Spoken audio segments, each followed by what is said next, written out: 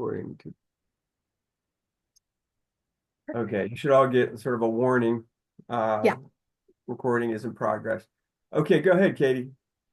Hi, everyone. My name is Katie Mulder. I am a junior here at Catholic. I am a psychology major, brain and arts and in the arts and sciences school, and I am also a theology minor. And I am on the Psychology Club's executive board. I'm currently the co-peer mentor coordinator. So my position is matching incoming freshmen and transfer student psychology majors with a current psychology major of sophomore, junior, or senior class, just as like a mentor-mentee program. And I've been doing that for the past couple of years. And this upcoming semester, I will actually be the VP as Dean. One of our other e-board members is graduating. So I'll be taking over his position, and I am very excited. But let me introduce our speaker tonight. Dr. Brent Dean Robbins is a professor of psychology and the director of the Doctorate of Psychology in Clinical Psychology program at Point Park University. He is a fellow of the American Psychology Association and president of the Society for Theoretical and oh, Physiological Yeah. Psychology. In the past, he has served in numerous organizations, including as president of the Society for Humanistic Psychology. He serves on the editorial board of numerous journals, including the Journal of Humanistic Psychology and Ingratus, the Journal of the Catholic Psychotherapy Association. In 2018, he published a book entitled The Medicalized Body of Anesthetic Culture and Cadaver, the Memorial Body and the Recovery of Lived Experience. His work dwells on a variety of topics, including humanistic psychotherapy, virtue theory, death and dying, and history of mental illness. This event will be recorded and should be posted. Further information on where it is posted will be shared later on. And without further ado, please welcome Dr. Brent Dean Robbins. All right. Well, thank you. That was a wonderful introduction. Thank you, Katie. What an honor to be invited by the Catholic University of America Psychology Club to give this talk. Our family is a big fan of CUA, partly because our son is a student who is going to be graduating this semester in his senior year, my son, Dean Robbins. And I'm thrilled, just thrilled to be able to have this opportunity to give this talk and to record it so those who can't see it can watch it later as well. And I want to give you just a little bit of context for how I came about doing this talk. This is not the first time I've given this talk. I've given the talk a couple times at University of Pittsburgh, of all places. Now, there's a nursing faculty at University of Pittsburgh who's a good friend of mine, and he teaches a core course. And if you're not familiar with the term core course, that's a course that students take outside of their major. It's usually an option that they can take outside of their major. And so he teaches a core course with all kinds of different majors at University of Pittsburgh, which is a secular university. But his course is not in nursing, it's a course on human flourishing, basically human happiness, human well-being. And that's right up my alley. So he asked me to come and do a guest lecture. And I thought he was going to ask me to come and talk about joy because I've spent most of my career studying joy, joyful traits and joyful states of mind. But this time, he kind of gave me a challenge that uh, really I thought was very interesting. He said, I want you to give a talk on the Beatitudes. And the Beatitudes are, the part of the Sermon on the Mount, really the most famous part of the Sermon on the Mount, where Jesus essentially lays out his prescription for what it means to be happy. And he said, I'm going to challenge you to do that. And I said, okay. So his class covers Christianity but Christian concepts of happiness, but also lots of non-Christian, other religions, other philosophies. So this is the one class that addressed the Christian perspective. So I went and I thought about it. I spent pretty much a whole summer preparing this guest lecture, and this is essentially what I came up with. So I'm not going to say too much more about it because you'll see what happens as it evolves in this talk today. But essentially, as you'll see in the title, when we're promoting this, we were promoting it as the psychology of the Beatitudes. But the title that I'm going to go for officially here in the talk is Beatitudo, psychological science and Christ's Sermon on the Mount. So I'm using the term Beatitudo because it predates Christ and the Sermon on the Mount.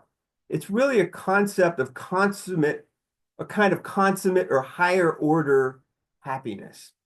And if you here, let me give you the official definition over here in the next slide. There it is.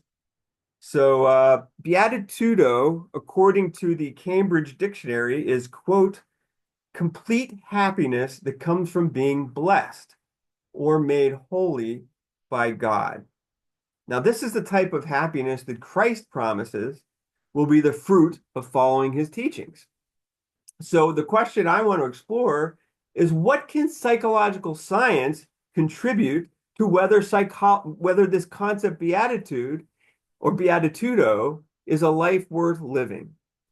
Okay, can psychological science give us some indication of whether Christ's Sermon on the Mount gives us a prescription for happiness that actually has some empirical foundation, that actually has scientific support? So it's a provocative project.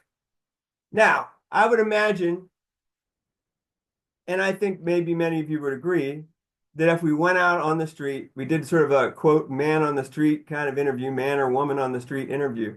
We just took a microphone like they do on a lot of those shows on TV, or even just people sometimes do on YouTube, and you just ask them, what do you think will make you happy? If you wanted to be happy, what would that take? What should you go out and do today? And I'd just like to hear from some of you, if you mind unmuting for a minute and just tell me not what you think. I want to hear what you think the average person on the street would say if you asked them what they'd have to do if they wanted to be happy, what they would do. I think most people would probably go with money and salary. Okay, money, I think would be a big one, right? So money, Win anything the else? lottery. Win the lottery, Fame. that's more money. Fame, maybe. Mm-hmm. Fame might be something that people bring up as well. Maybe fulfilling relationships. Okay, fulfilling relationships, having a good relationship with somebody, finding somebody who they're compatible with in their romantic life. Yeah, so those are all excellent examples. So, what we're going to do is see, well, what does Christ have to say? And I'll lay out the Beatitudes because some of you might be familiar with it, and I imagine most of you might not be familiar with the Beatitudes at all. But I will tell you in advance that they're not exactly what you would expect, especially if you ask the average person on the street. They're very counterintuitive, as we'll see in a moment. Okay, so moving on, to sort of highlight this concept of beatitudo, I'm going to draw on a schema, a kind of typology of happiness. And this was originally developed by a good friend and fantastic psychologist by the name of Paul Wong, who recently passed away. God rest his soul. And he outlined 4 different types of happiness: hedonic, prudential, eudaimonic, and chironic. So this is drawing upon ancient philosophy. Hedonic happiness is defined as a maximizing of pleasure and a minimizing of pain. Or alternatively, it's the degree to which a person is satisfied with their life. Prudential happiness refers to an active and agentic engagement with life and achievements, but it doesn't have a moral component. Prudential happiness is somebody who's very engaged in life. They have a lot of things going on. This one I think is a weaker version of happiness in that I think of somebody like, Adolf Hitler was probably very high in prudential happiness. He was a very active guy. He was doing a lot of stuff, but it would seem strange to call Hitler happy, right? That seems incongruent. So when you add on a moral component to prudential happiness, you get eudaimonic happiness, which is a concept of happiness that goes back to ancient Greek culture. And eudaimonic well-being entails the fulfillment of a virtuous life. It's the integration of character strengths that are necessary for living a good life, again, in the moral sense. And then finally, one that we don't hear about very often in psychology is chironic happiness, which is experiencing life as a blessing or gift. And it's associated with feelings of appreciation, like awe, wonder, and gratitude. So those are 4 ways of conceptualizing happiness.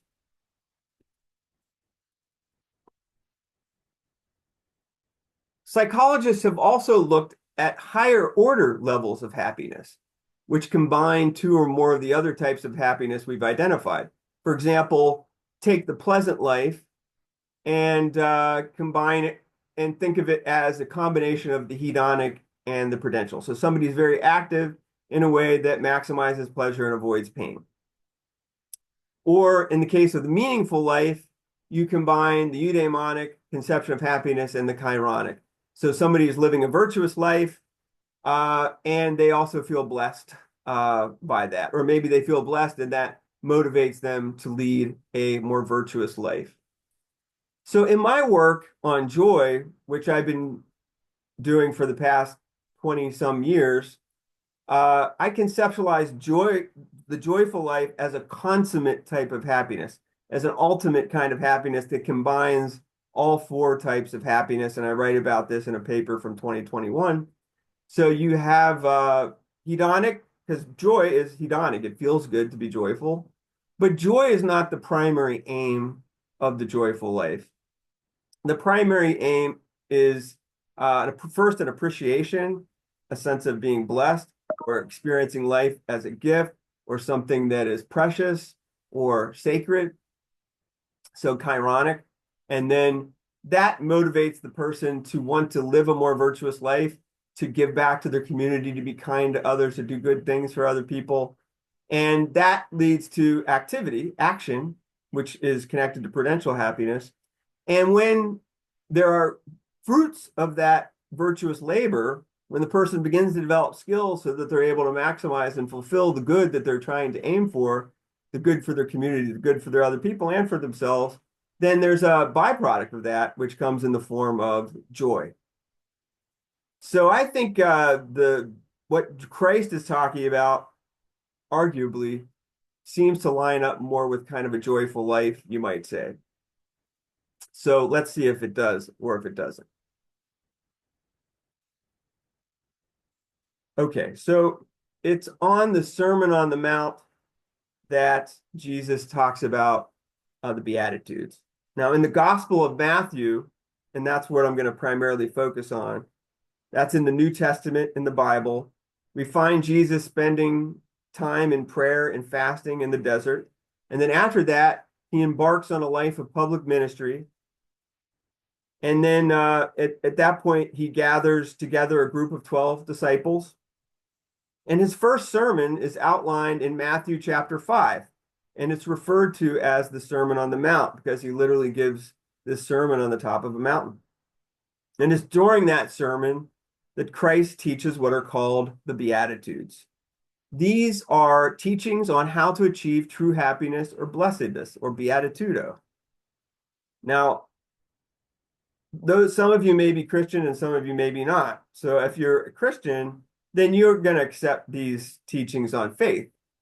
But if you're the skeptic, and I hope we have some skeptics in here because this is a talk that's really for skeptics. Skeptics are going to go, no, don't have any obligation to believe what Jesus had to say if they don't trust that he is, the Son of God or has any kind of divine wisdom. They might think he's a really wonderful person historically or accept that he's a historical figure, but not accept his teachings simply by virtue of the fact that Jesus is the one who stated them. So the question is there scientific evidence of the validity of these teachings? And what I hope to show you today, and I hope you challenge me when we get to the Q&A section on this, if you doubt me at all, I think the facts are friendly. But you be the judge. Okay, so first, we have to look at what the Beatitudes are. So now remember, we're doing the man or woman on the street interview. Some of you mentioned some of the things. What are the chances that you stuck a microphone up to somebody's mouth and they said poverty of spirit? That's what they think would make them happy. But that's number one in the Beatitudes is poverty of spirit. I mean, just take a look at them. Mourning, meekness, hunger and thirst for righteousness, right? Mercifulness, purity of heart, peace, being a peacemaker, being persecuted for righteousness' sake, right? I mean, wow. I don't think anybody, even Christians, might not even think to give these answers unless they really thought about the Beatitudes. And I think maybe they wouldn't necessarily if you asked them what it means to be happy. So what I found really, really interesting about this is that, well, this is a real challenge. You know, when my friend invited me to give this lecture, like, how am I going to make a case, you know, to a secular audience that these are things that are going to make you happy? It certainly doesn't seem obvious. So what I did is I, you know, turned to the science to see what I could find.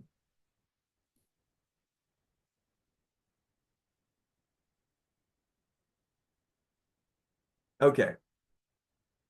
So let's start with the first one. So Christ teaches, blessed are the poor in spirit, for theirs is the kingdom of heaven.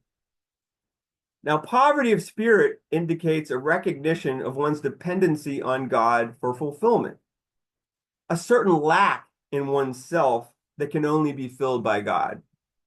The God-shaped hole in the heart, you might have heard that from C.S. Lewis.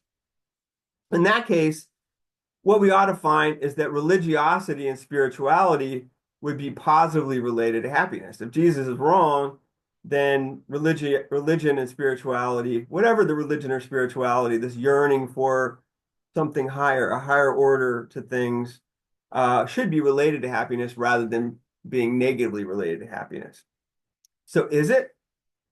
And if so, what types of happiness are linked to faith? That's the question I set out to explore.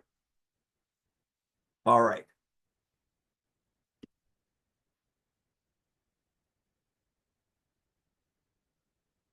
Sorry, this is a little sluggish. Okay, so I looked at a recent study. This is a 2022 study, and found that religiosity and spirituality were significantly and positively related to satisfaction with life or hedonic happiness, according to various meta-analyses. So for those of you who may not be familiar with a meta-analysis, basically what that does is it takes all of the published and unpublished studies that the investigators can retrieve, looking at the literature and then reaching out to researchers, and then they aggregate it. They use special statistical techniques to aggregate the data into one giant data set.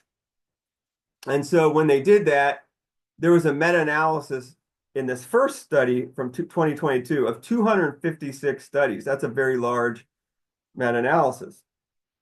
500,000 participants. Okay. And there you can see there was a significant relationship between religion and spirituality and life satisfaction, with a correlation of 0.19. And that was significant at the point, statistically significant at the 0.01 level of significance. So that means it's generalizable from the sample to the population. We can reasonably make that generalization.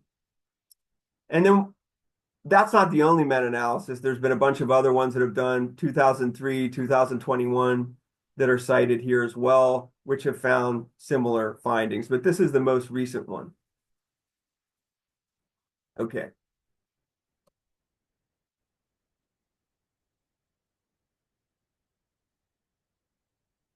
minute.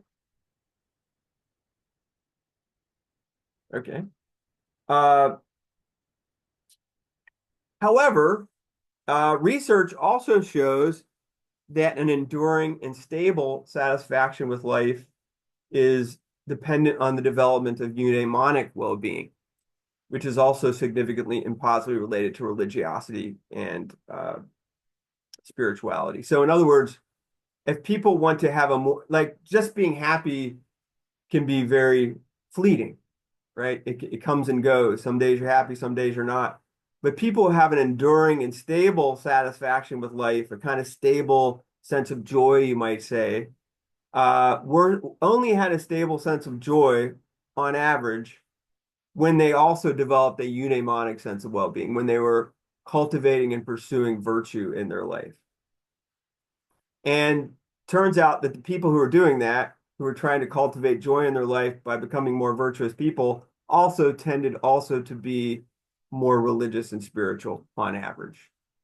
There's exceptions, it's important to point out, but on the whole, on average, that was the case.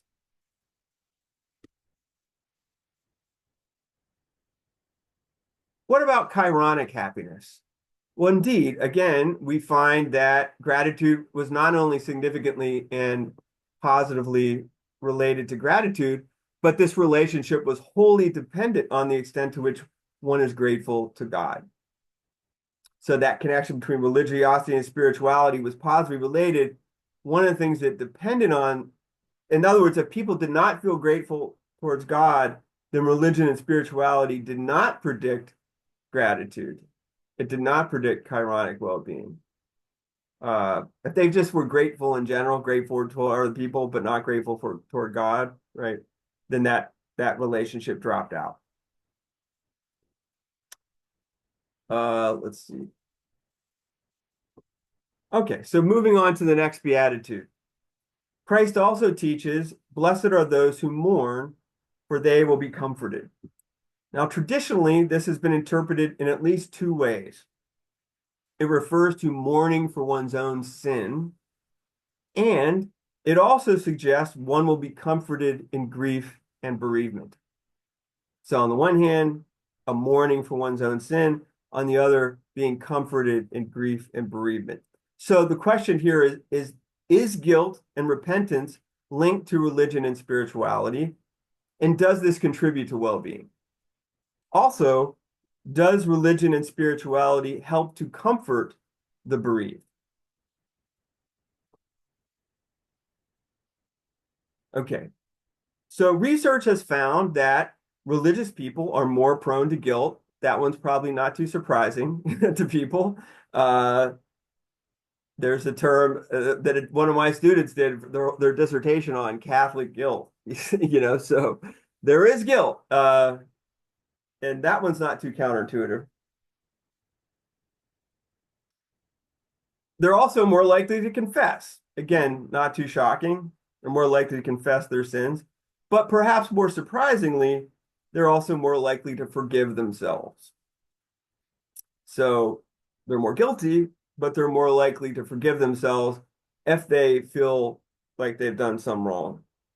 Also, particularly among Catholics, recalling past sins and having those sins be subject to absolution, to be forgiven through the sacrament of reconciliation, was also found to promote charitable giving, especially if the person was engaged in religious activities such as prayer. Okay.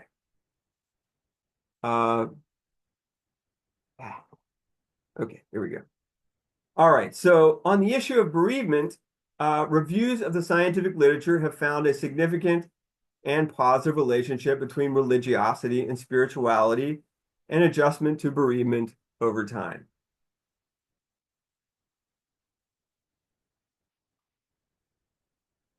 Religion and spirituality have also been found to predict acceptance of death, reduced grief, and greater personal growth in response to losses. Personal growth, there's a concept called post-traumatic growth, right? So some people experience a trauma and they become psychologically damaged by that trauma. That's called post-traumatic stress disorder is the technical term for that, PTSD.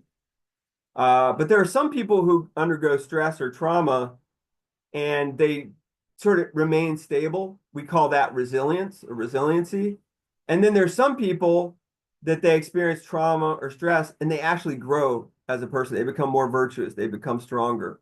Like Nietzsche said, whatever doesn't kill me makes me stronger. So it turns out that one of the predictors of resiliency, at least according to this study, is a person's how much they report being religious or spiritual. While religion does not eliminate the distress that comes with loss, people who are religious are distressed with loss. Something this reminds me of is even in the Gospels, so many of you are familiar with Lazarus. Lazarus is Christ's friend, and he dies before Jesus can get back to heal him. And one of the things that always struck me about that story is when he first learns that Lazarus dies, he weeps, he cries, even though a few minutes later he's going to raise him from the dead, right? And he has faith that his Father in heaven will allow that to happen. So that sort of fits the narrative here a little bit, that even though people have faith in an afterlife, or they have faith that there's some ultimate meaning in spite of death and loss, it doesn't eliminate the distress. But what it does seem to do is to facilitate a process whereby the loss actually nurtures personal and spiritual growth rather than diminishing them. Okay. So next slide is the next beatitude, which is meekness, which is not a word that we use every day. We don't go around saying, oh, Joe, he's so meek. It's kind of an antiquated word. So what are we talking about here? Well, anyway, let's look at what Christ says, at least the English translation. He says, blessed are the meek, for they will inherit the earth. So just like we don't use the word meek in everyday language, psychologists don't use it either. If you look in the psychological literature, you're not, go to Google Scholar and look at psychology of meekness, and you won't come up with much. So what I did is I found a synonym that is something that's studied by psychologists, which is humility. Humility and meekness are closely linked terms. So what is humility? Humility is defined as being humble, down to earth, low in self-focus, having an accurate view of the self, and not being arrogant. It's a pretty good definition. Now, is humility linked to religion and spirituality? I mean, some people might think, depending on, there's something called a recency effect, or there's various types of cognitive biases that might lead people to think of people who they know who are religious or spiritual who are very arrogant people. And I can think of a few of those people too. So I'm right with you on that. You might think, wait a minute, is he really going to find evidence for this? But we have to remember sometimes some of the people that are really obnoxious or arrogant tend to stand out, and we might not notice the people who don't fit that bill. So let's see what the science says. But then, is humility also associated with happiness? So is it associated with religion and spirituality? And then is it associated with happiness? Okay, so a study was done, and it found that Protestant and Catholic adults reported being more humble, modest than non-religious adults. Okay, now, I know what you're thinking. Like, wait a minute, these people reported being more humble, but does that actually make you more humble if you report being humble? That's a really valid criticism. So we don't know if this is really getting at somebody who's humble. But the next study addresses this problem. It's also by the same authors in the same study. So they realized that's a methodological weakness of the study. So they did another round, another investigation, which they write about in the same article, where they take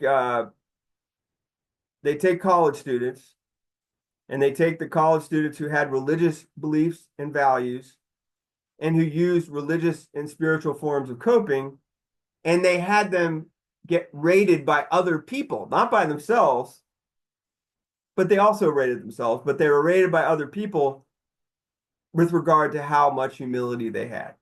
Okay, so we're not going by just what they said, we're going by how other people perceive them. So in this case, the congruence between self-rated and other-rated humilities suggests it's not necessarily a contradiction to be humble while professing one's humility, at least if you're asked to profess it in the context of a scientific study. So it turns out that people were, when they said they were humble or modest, it correlated with what other people said about them, and that was also predictive of religious values and beliefs and religious and spiritual coping. Okay, so humility also, where was it? Okay, so when people have humility, stressful life events have less of an impact on their happiness and life satisfaction, and they're less likely to become depressed or to develop an anxiety disorder. Humility also promotes pro-social behavior, especially when combined with agreeableness, happiness, and religiosity. So when I talk about pro-social behavior, that means contributing to your community in some way, charitable giving, volunteering, helping your neighbor, that sort of thing. Wisdom, however, plays an important role here. Wisdom is a virtue, and therefore it's a type of eudaimonic well-being, contributes to greater humility, and the extent to which humility improves life satisfaction is dependent on the person's level of wisdom. This is really interesting. So let me rephrase this in another way. If somebody is a fool, which means they're lacking in wisdom, it doesn't matter how much humility they have, it's not going to improve their life satisfaction because they don't know how to use that virtue to produce good ends, right? Because they don't have a sort of practical wisdom, a practical knowledge about how to apply that virtue in a way that's actually going to be beneficial to other people and to themselves. Whereas if somebody has wisdom, then they know how to take their character strengths and their virtues and apply them in a particular way that's actually going to be effective and bring about the outcomes that they desire. That's why Aristotle called wisdom or phronesis the master virtue. If you could have every virtue there is, every character strength there is, but if you don't have wisdom, then none of them count for anything because you don't know what to do with them.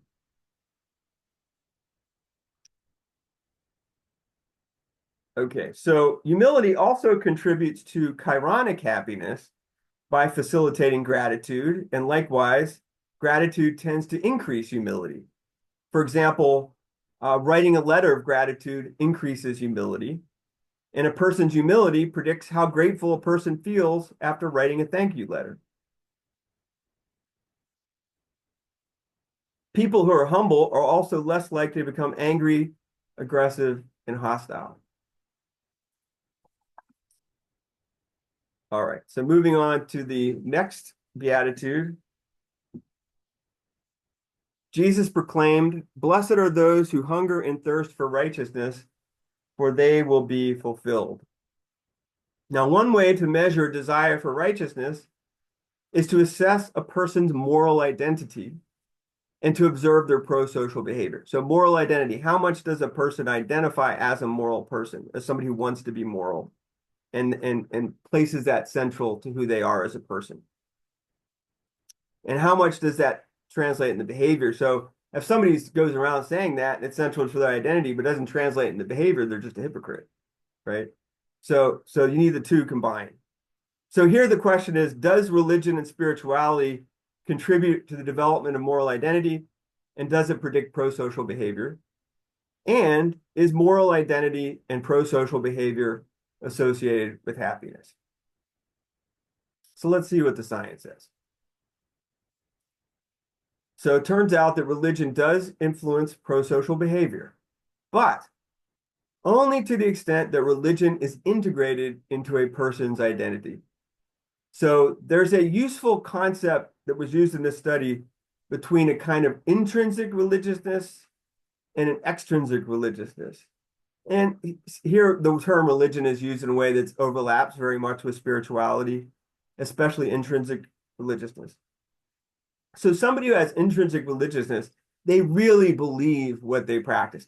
They've worked, it's integrated into their daily life, right? So they're practicing whatever their religion is, not just Christianity, whatever they're practicing, it's it's not just something they do once a week, or on the holidays, or something they profess when they have to fill out a survey. It's fully integrated into their lives. So not surprisingly, religion only influenced pro-social behavior to the extent that a person integrated their religion into their personal identity. It's real, it's genuine. In a study of teens, moral identity was found to be the glue that linked religious commitment to empathy and reduced aggression. Religious commitment and involvement also contributed to the development of moral identity. Morality and happiness. Morality is also linked to happiness. Both adults and children report more positive emotions when they gave candy away compared to when they purchased it only for themselves. And if you want to see if this is true, you can try it for yourself. Go to the store and buy some candy, and one day just eat it yourself, and maybe another day go around and give it away to people, and see which makes you happier. The science here seems to suggest that the latter is going to make you happier. A meta-analysis showed that prosociality is significantly and positively related to both eudaimonic and hedonic happiness. So people who are more virtuous and who have more satisfaction with life, that seems to be a fruit of living this prosocial kind of life, wanting to be helpful to other people.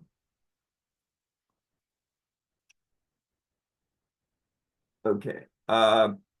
In the business world, leaders who adopted a virtue-centered morality were viewed as more virtuous leaders and as higher in moral behavior by their subordinates. They were also happier, and their subordinates were also happier, and they contributed more to the group. So those of you who are interested in business, I know a few of you on here, that might be one to keep in the back of your mind, or maybe the front of your mind. Okay, so the next beatitude, Jesus taught, "Blessed are the merciful, for they will receive mercy." Are the religious and spiritual more likely to show mercy and forgiveness?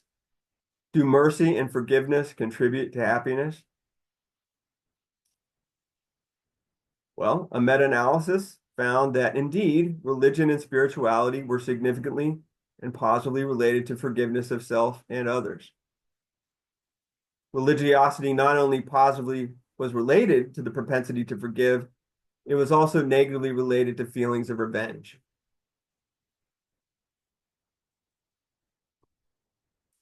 In a study of youth, a person's tendency to forgive, their sense of purpose in life, and their religiosity operated synergetically together in a way that mutually influenced each other to protect and nurture their mental health and also their psychological well-being. In another group, in a study of outpatient psychiatry patients, gratitude and forgiveness was positively associated with well-being. In older adults, religiosity enhanced the positive relationship between forgiveness and meaning in life, whereas orientations to take revenge or to avoid offending a person reduced meaning in life. Or to avoid an offending person, not avoid offending a person. Sorry about that. And then forgiveness was found to be significantly and positively related to subjective happiness. In a study of students in Turkey, forgiveness increased life satisfaction, whereas rumination, or thinking a lot about, an offense, that Joe, I'm going to get him back. You know, like what he did to me, he's going to pay for that, right? Ruminating about it decreased life satisfaction. In work settings, forgiveness was associated with employee happiness. All right, so purity of heart. This is a tricky one. Okay, well, how are we going to define purity of heart? Look in a way that's not arbitrary, that's grounded in a tradition of interpreting scripture that we can compare and contrast with the research in psychology. But first, let's see what, so Christ says, blessed are the pure of heart, for they will see God. Okay. Now, from a psychological perspective, purity of heart can be assessed by looking at a person's ego integrity. That's one way of thinking about it. Ego integrity, or the clarity of their self-concept, or their authenticity or congruency. These are three different ways of talking about concepts that are very similar to each other, but different areas of psychology study these things in different ways. So are these psychological constructs related to religiosity? Are they related to happiness? Okay. Now, mature identity is defined by psychologists as someone who's explored their identity and then made a commitment to that identity. So they've explored who they are, and then they said, okay, this is who I am. Well, I could be a fireman, or I could be a policeman, or, you know, I could be a doctor, you know, I'm going to be a fireman. And then I make a commitment, right? So mature identity is defined as that at the commitment stage. Now, in a study of Christian university students, students with a more mature religious identity were higher in hedonic happiness. Another study found that ego identity, combined with belief in the afterlife, reduced death anxiety among those with a more mature and integrated religious faith. Studies of self-concept clarity found that it helps to nurture a sense of self that is balanced and growth-oriented toward both self and others, and that this is a trait that enhances both psychological well-being and self-esteem. So, by the way, this is a good indication that having good clarity, knowing who you are, and then also being helpful toward others doesn't mean you have to be neglectful of yourself. Actually, it turns out knowing who you are helps you to help others in a way that also benefits yourself and boosts your self-esteem.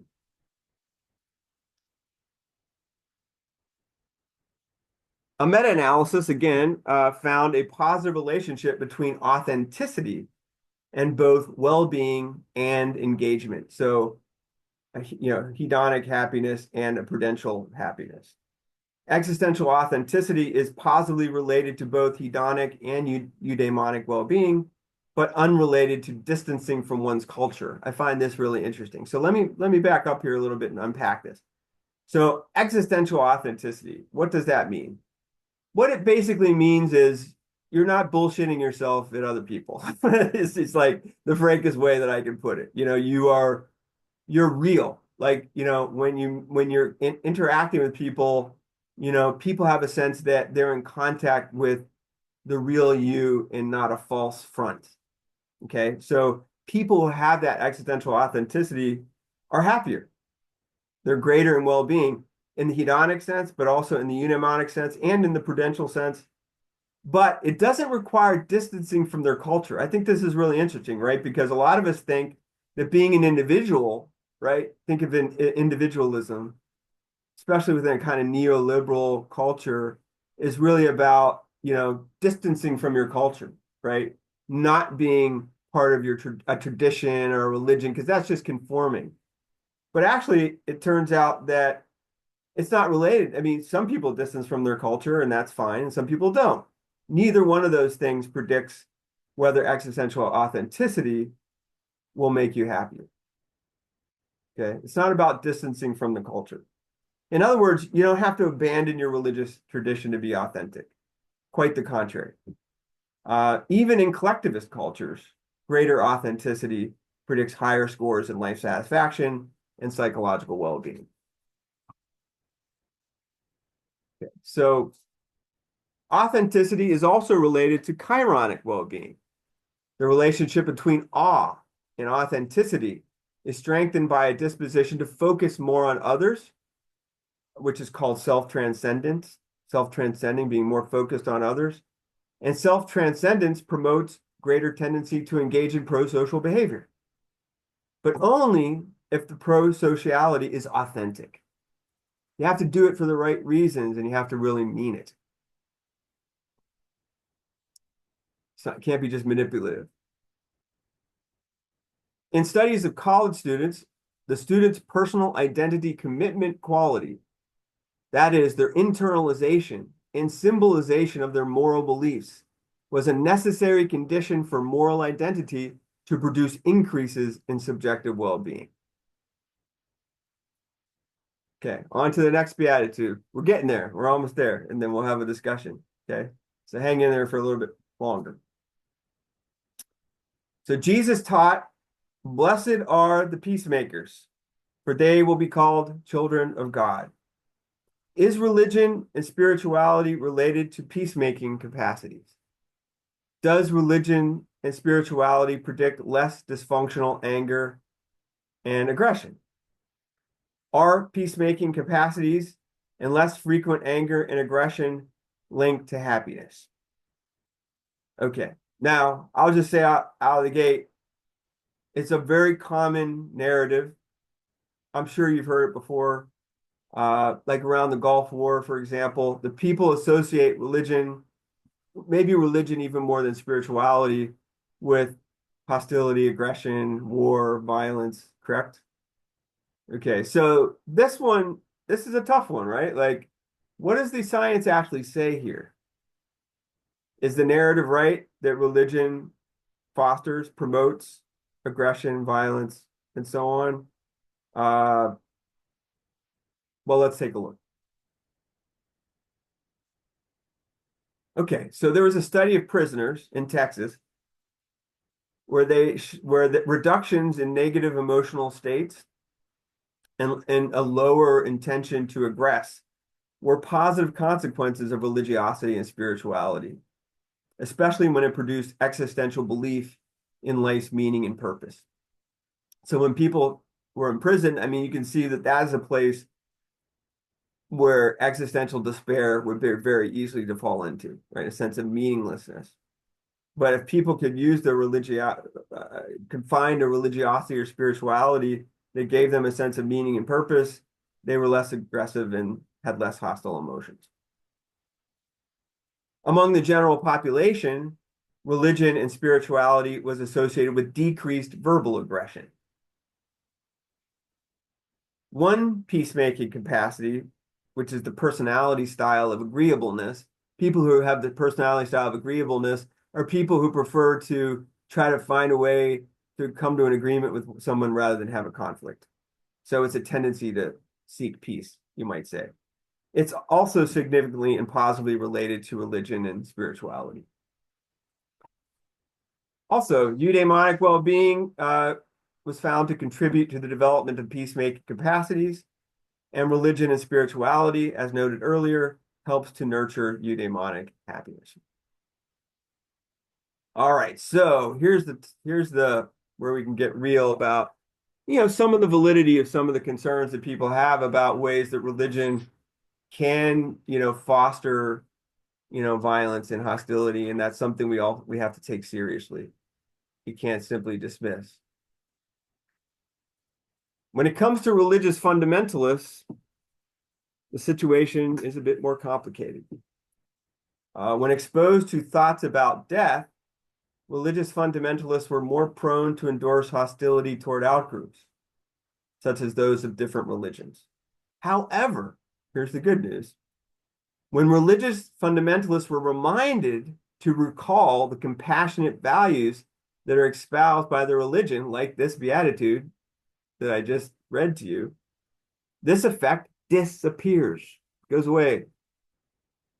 Instead, they endorse peacemaking capacities. So, for example, when primed to consider Christ's teaching on peace, Christians were more likely to reject extreme military interventions. So by the way, if we could rewind back to the Gulf War, and the Bushes were using sort of Christian rhetoric to promote a preemptive war that violated every. I'm sorry, I'm just going to tell you my opinion here. That violated every just war theory you could possibly dream up. It was completely unethical war. It would have been nice if maybe people run around on buses, with those teachings from Jesus on the side of buses or on poster boards that might have turned the tide.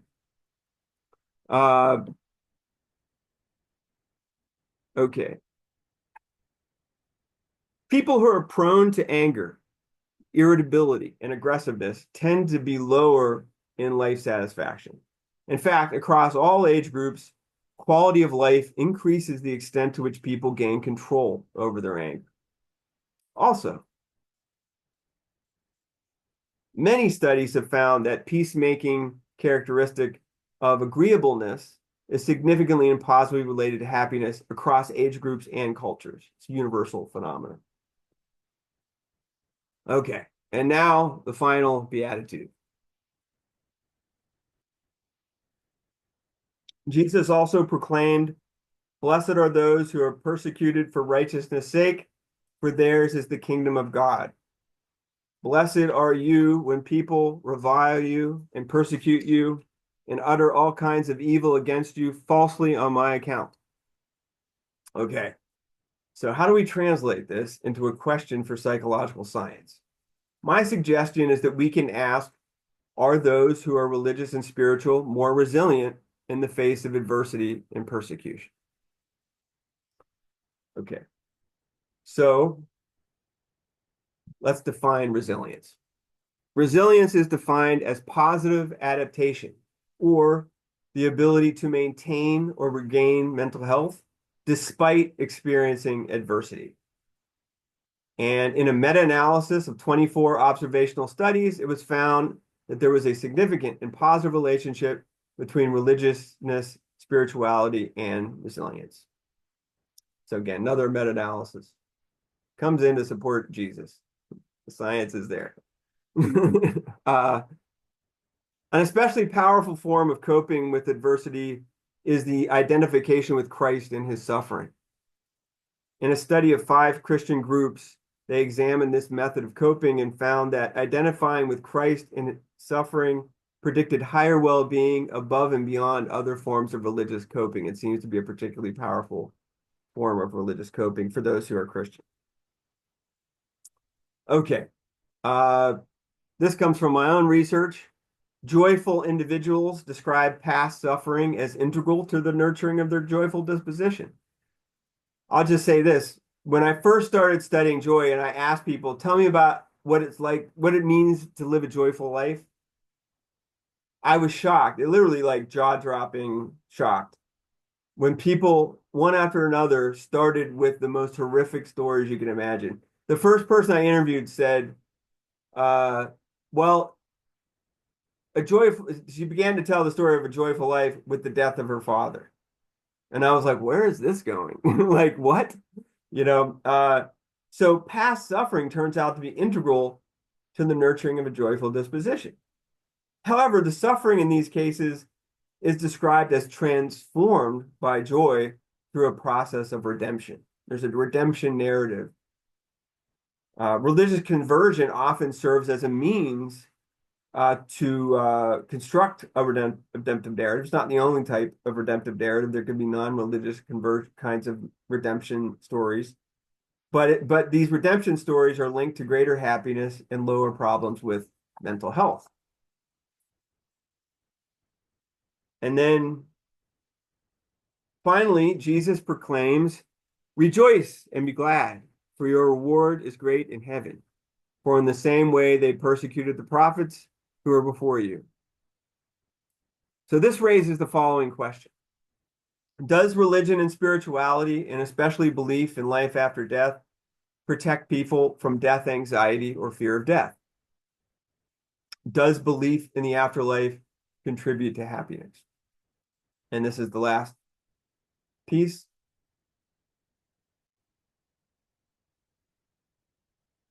And indeed, people who believe in the afterlife and have a reduced fear of death are more likely to be higher in life satisfaction. And in studies of older adults who lost a spouse, it was especially distressing and marked by intrusive thoughts after the loss of that spouse, especially if the person doubted or lacked belief in life after death. They were also more prone to depressive symptoms and anger even 18 months after the loss of their spouse.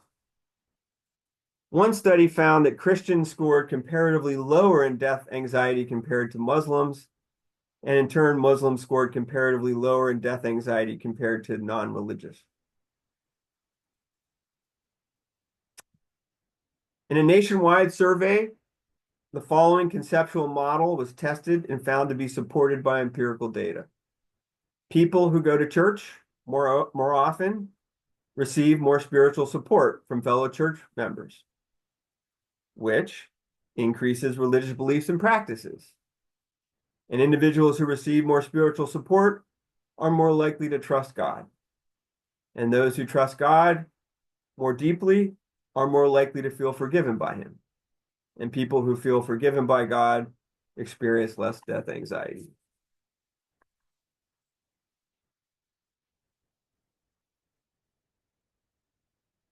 In conclusion, and based on the empirical evidence, the preponderance of the evidence I would submit supports the psychological validity of Christ's teaching on the Beatitudes. By following the Beatitudes, people are more likely to improve their character strengths, that is, their eudaimonic happiness, and they're also more likely to experience chironic happiness, that is, they'll feel more blessed. And as a byproduct of those above achievements, they'll experience greater joy as a form of hedonic happiness, but a joy that's enduring rather than momentary and fleeting. Theologians have suggested that the Beatitudes can be viewed as unfolding in an upwards spiral of beatitude. And this seems consistent with the evidence as I presented with you today. When we experience a sense that our life is a blessing and a gift from God, we experience awe, wonder, gratitude, and appreciation. And this cultivates a deeper faith through chironic happiness.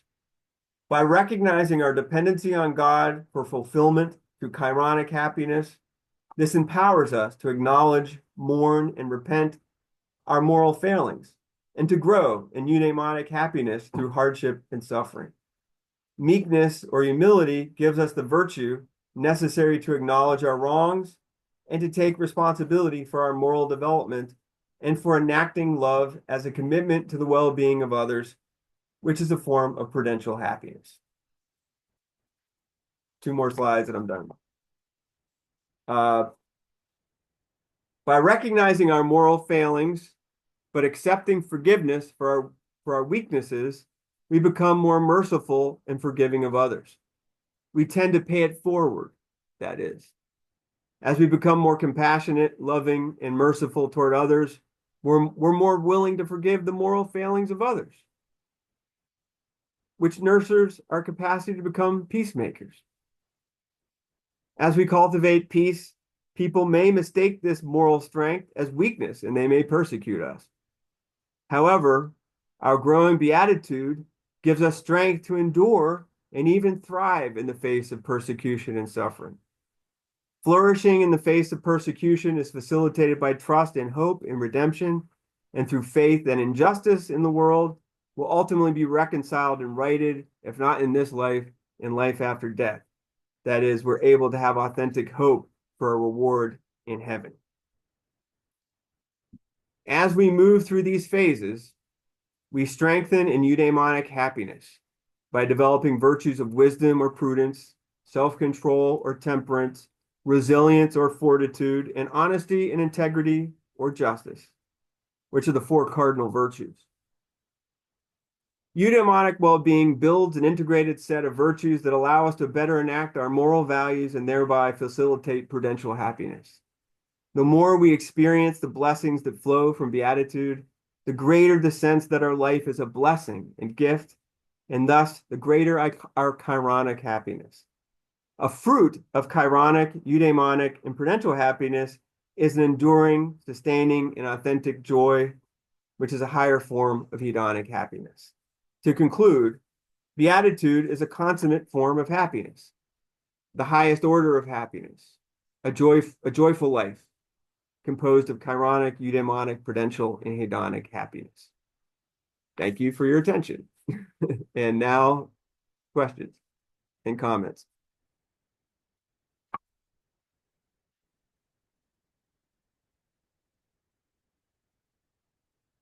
So bring it on. Give me tough questions. I like tough questions. I know people are always uncomfortable going to the first question, so I'll throw it out there to you. Okay, awesome. Great, Dan. Thank you. I'm curious where you perceive this balance between the foundation of good values as opposed to the continuing evolution of learning about values. Because it seems there's a point where once we get it, we should practice it our entire lives. And it doesn't matter whether we're spiritual or practicing, it's just ingrained in us. What do you think in those notions? Let me make sure. I'm going to make sure I understand your question, Dan. So let me see if I'm following you. So what you're saying is, are you saying something like a value is something that's ingrained in us? And so, yeah, I'm not sure if I Okay, exactly. it's almost the idea that if we learn it early enough in life, be it from our Oh, grandparents, I see. from third grade, the teacher, the basic foundation is there. I see what you're That saying. we then act on that the rest of our lives without having to study scripture or literature or history. It's just something is embedded in us that gets it, so to speak. Yeah, well, I think that's a really good point. I mean, Aristotle, controversially, suggested that one important factor in the development of virtue is what he calls luck. And a lot of people think, well, that doesn't seem fair, right? Well, life isn't fair all the time, I mean, but luck would be precisely what he has in mind by luck is precisely the kinds of things you mentioned, like just having good parents, like parents who really pass down very good values and they discipline their children in a way that nurtures in them those character strengths that will help them to flourish and live a truly happy life. And some people just luck out. They don't they luck out. They get the cream of the crop. They get the fantastic parents. They don't have to deal with hardship. And other people, they don't they win the opposite, whatever the opposite of winning the lottery is. They win the horror show sweepstakes. you know, and Yeah. they end up with, the abusive father, and, neglectful mother, and they're in poverty, going to, schools that don't have any funding, like not, they have nothing going for them. And as a result, for the rest of life is sort of an uphill battle because now they have to fight against that, that neglect Hmm. that they've dealt with or abuse or trauma.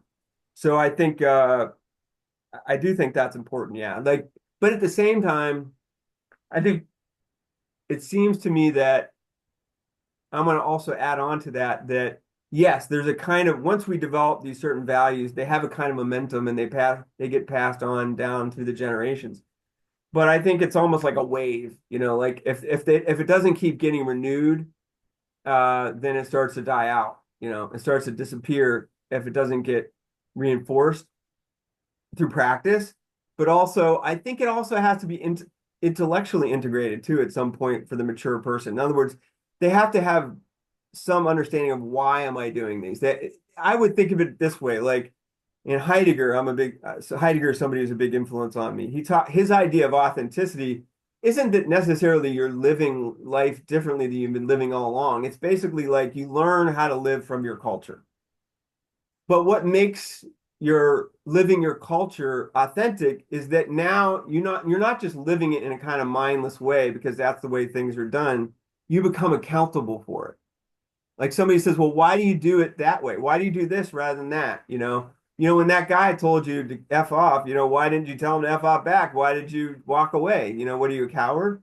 Hmm. You can say, well, no, I can tell you why I didn't do that because I don't believe in, returning hate for hate. I believe that you should love one another. And if somebody's going to try to provoke me, I'm not going to feed into that cycle of violence, and I'm going to pray for that person. Right. So somebody says, "Oh, well, why do you do that?" And you're like, "Well, I follow Jesus," and maybe you're Christian, or maybe you're Hindu, like you follow Gandhi, and you follow nonviolent practice from that perspective, or maybe you have some other tradition that you're drawing from. But I think having the accountability is important for the sustainability over the long run. I think it reminds me a lot of the idea of authoritarian, authoritative, and permissive parenting. What authoritative parents do, which is the best kind of outcomes you get from authoritative. It's not authoritarian is just like do it because I said so. Authoritative is do it because XYZ. Here are some reasons why you should do this because if you cross the street, a car comes, if you don't look both ways, you're going to get killed and I love you and I don't want you to die. So please look both ways when you cross the street. You're giving them reasons, right? And as the child develops over time, you can give them more and more sophisticated reasons for doing the good thing, what you believe is a morally right thing. And if your reasons are compelling, then your children will say, okay, that makes sense. And they'll continue to pursue it. If you just say, well, that's the way we've always done it, then they'll say, well, why should I continue to pursue it? And they'll be very easily swayed by, a contrary whim to behave in a different way if it's convenient to do so. Does that make sense, Dan? Absolutely. No, I appreciate the information, the insight. Okay. Yeah. Good question.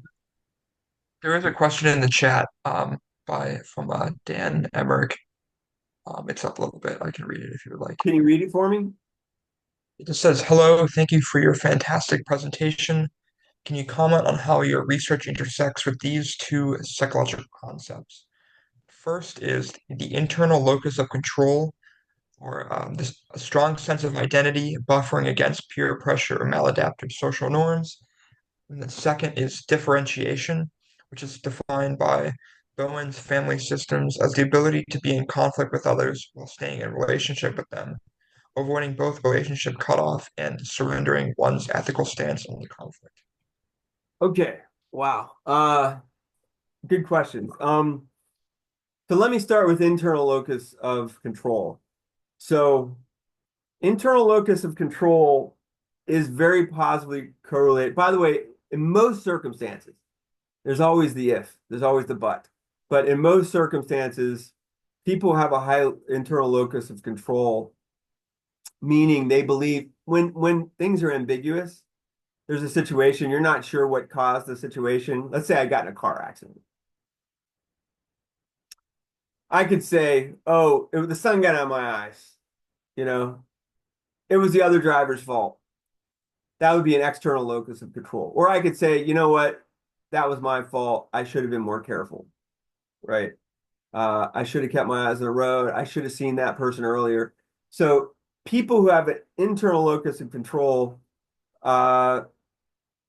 generally tend to have better outcomes because in many situations, we often do have some capability of, using our agency to produce more positive outcomes. And one of the things that interferes with that would be something like a learned helplessness, which is one way, a way that actual depression has been defined. But learned helplessness is just like an extreme version of an external locus of control, where nothing's in my power, so why should I bother anyway trying to change my circumstances for the better? Now, there are times when people need to acknowledge that there is a situation that cannot be changed. In the existential literature, I mentioned Heidegger earlier, he would call that facticity. Like there's just things that cannot be changed. And if we try to change them, then we're denying, our facticity in a certain way. So there are some occasions where we simply have to accept the way things are. And in those cases, when we continue to pursue something that is not changeable, that can actually be harmful. And that's one of the cases where an internal locus of control can actually be a bad thing. Now, having said that, I think internal locus of control is very closely linked, empirically, very closely linked to hope. And hope is really closely linked to, is one of the it's called one of the theological virtues by Thomas Aquinas. And I think that's a very powerful idea, internal locus, the idea of hope, because there's so much in life that seems hopeless. You can see why it's a theological virtue. Because if you look around the world and you see the wars, the just never-ending wars, I always think about how absurd this is. I don't think we think about this enough. It's become too normalized, mainly because of mass media and because of television news desensitizing us. But the fact that, you're an 18-year-old child, who's just, ready to live their life. Here's what we're going to do. We're going to ship you overseas and we're going to put you in a military uniform and we're going to have you try to kill as many people of our enemy as you can. And they're all young people. But none of these people have anything to do with what we're fighting about. They had no decision-making power in deciding whether they're going to go off to have a war, and yet here we are in this situation, like war is something that's, if you think about it a lot and how ubiquitous it is and how never ending it is, that can be pretty hopeless. That can put you into a sense of despair. Are we just going to keep going until we just blow each other up? How many nuclear bombs do we have now? We're capable of destroying the earth and all of human life and most of the life beyond us, except for maybe the cockroaches, multiple times over. I mean, that's pretty depressing. Or just think about how, we have poverty that is that when you think about the depths of poverty that some people are living on this planet, and you really sit with that, it's hard to live with that. And knowing at the same time how obscenely wealthy some parts of the world are, and yet these other parts of the world are starving. That could lead you into despair. I mean, I could keep going, right? I'm not going to give you lots of different examples of things to be in despair about. But the point is, the world is, if we look to the world to give us hope, there's not a lot of hope.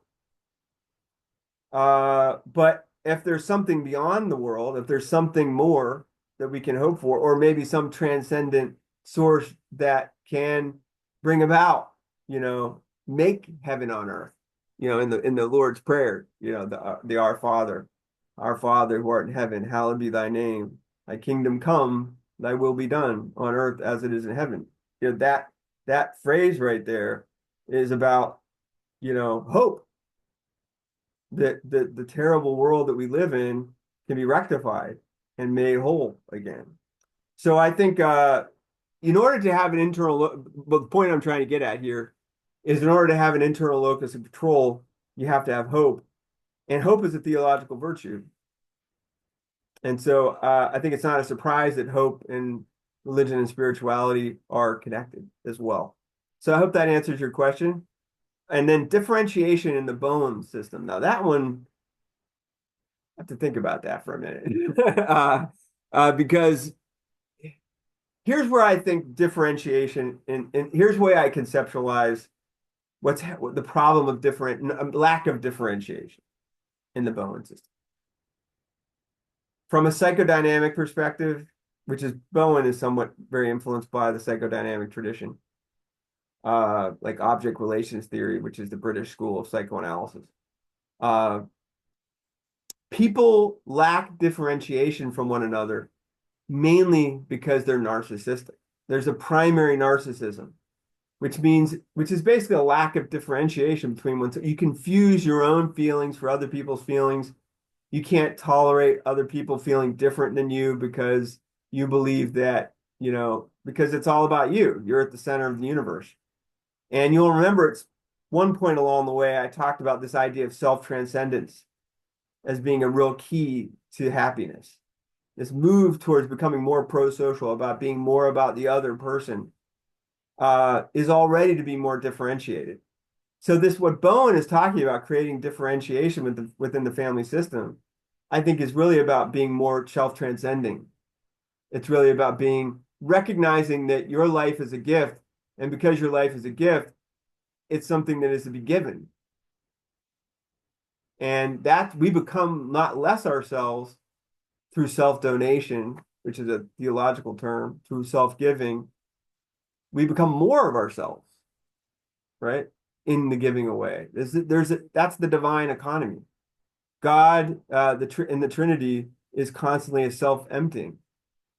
God loves the Son sends the Holy Spirit. Like, it's this economy of love, frankly.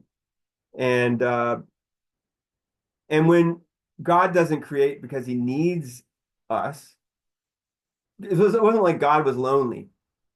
Like, I'm feeling bored. I'm going to create some human beings to sort of entertain me. Or geez, I feel like I need somebody to lift my self-esteem. I need somebody to go around praising me all day. That's a misunderstanding.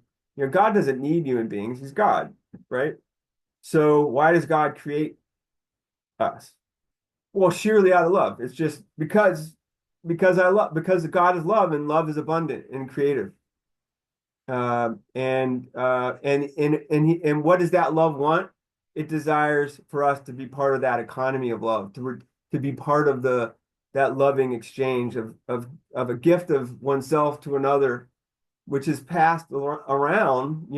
Like, think of like a banquet meal is often a vision of heaven, right? Where you just have this abundance, and we're just giving to one another. Think about those like a potluck feast, you know, uh, or Christmas, really, where everybody comes with gifts, so they're just giving things away, except when it gets commercialized and becomes crass.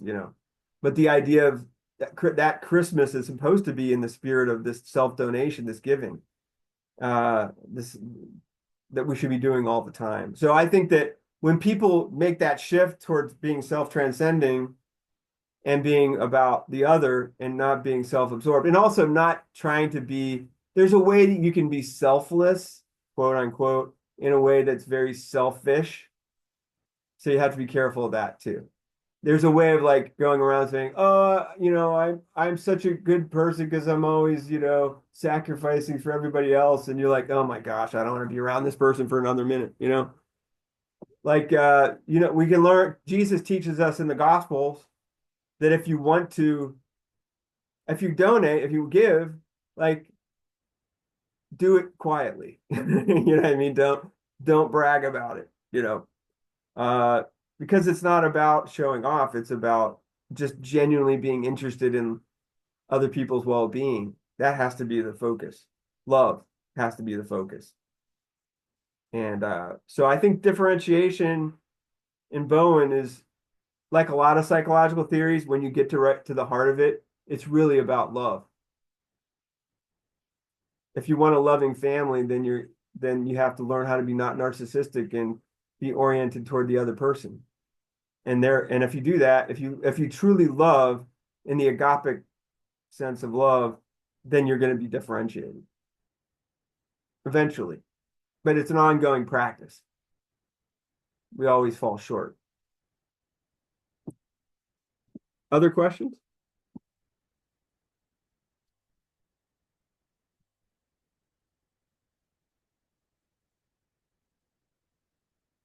Okay, we may be at the end of our session. All right, that was great. Excellent questions. So thank you everybody for your attendance tonight. I really enjoyed giving the talk. I hope you learned a few things or found it enjoyable yourself or confirmed things you already knew. And again, it's a real honor. So those of you at CUA, I'll be down for Dean's graduation, so maybe I'll get to see some of you and say hi. For those of you who are friends, I'll see you in other venues. Okay, so take care. Thanks, Brent. Thank you so much. We'll get the Thank you so recording much, posted. Dr. We'll get the recording posted on the CUA Instagram, CUA Psychology Club's Instagram, possibly. Okay. But if not, just keep a lookout for wherever you got the information about tonight's event. We'll try to get it posted in a couple places, but the CUA Psychology Club Instagram will probably be where it will be posted. Yeah, and feel free to share this if you really enjoyed it and you feel like it's worth sharing. Please, feel free to share it far and wide. Okay. All right. Thanks, Katie. You're a great host. I appreciate it. Have a nice night, everybody. Bye-bye.